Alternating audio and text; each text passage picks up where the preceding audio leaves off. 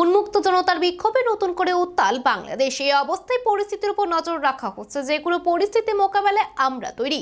বাংলাদেশের পরিস্থিতি নিয়ে উদ্বিগ্ন মুখ্যমন্ত্রী এক প্রতিক্রিয়ায় এই কথা জানান।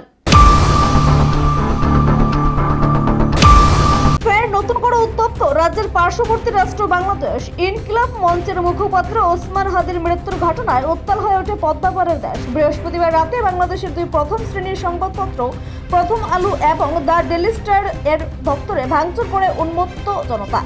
আগুন ধরিয়ে দেওয়া হয় দুটি সংবাদপত্র দপ্তরে। জনতার হাত থেকেই রেহাই পায়নি ভারতীয় দূতাবাস, আওয়ামী লীগের দপ্তর, ধর্মনিরপেক্ষ সাংস্কৃতিক প্রতিষ্ঠান ছায়ানট। এই সমস্ত মারকাঠারি ঘটনায় প্রশ্ন উঠছে প্রতিবাদী কণ্ঠের নামে এই ভারত বিদেশের নেপথ্যে কারা রয়েছেন? পাকিস্তানি গুপ্তচর সংস্থা না চীন?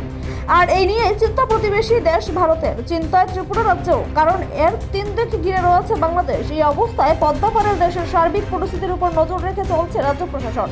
সমস্ত ঘটনার রিপোর্ট বিস্তারিতভাবে দিল্লিকে পাঠানো হচ্ছে। বৃহস্পতিবার সাংবাদিকদের একটি প্রশ্নের উত্তরে এই কথা জানান রাজ্যের মুখ্যমন্ত্রী ডক্টর মানিক সাহা। তিনি বলেন, আন্দাজ করা যেতেই পারে বাংলাদেশের অবস্থা কি। মুখ্যমন্ত্রী বলেন, বিষয়টি আন্তর্জাতিক পরিস্থিতি নিয়ে দিল্লিকে রিপোর্ট দেওয়া হচ্ছে। মুখ্যমন্ত্রী আরও জানান, যে কোনো পরিস্থিতি মোকাবেলায় আমরা তৈরি।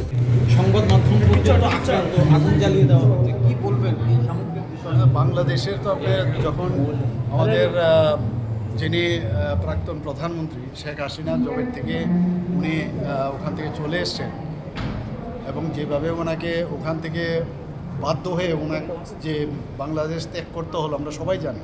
তারপর থেকে আমরা জানি যে এখানে কি হতে যাচ্ছে। সমস্ত ওই জায়গার যত উগ্রপন্থী ছিল, জেল থেকে চুর ডাকাত, মানে বিভিন্ন ক্রাইমের সাথে যুক্ত, তারা দেখলাম মানে তালা খুলে দিয়েছে জেলে। তো এক্সপেক্টই করা যেতে পারে যে কী অবস্থা। এবং যেহেতু এটা একটা ইন্টারন্যাশনাল বিষয়, এই বিষয়ে এখান থেকে আমাদের সবসময় আমাদের যা নিয়ম সেই অনুযায়ী সব রিপোর্ট আমরা দিল্লিতে আমরা। প্রসঙ্গত উল্লেখ্য, 2014 সালের জুলাই আন্দোলনের অন্যতম নেতা ছিলেন ইনকিলাব মঞ্চের আহ্বায়ক ওসমান হাদি।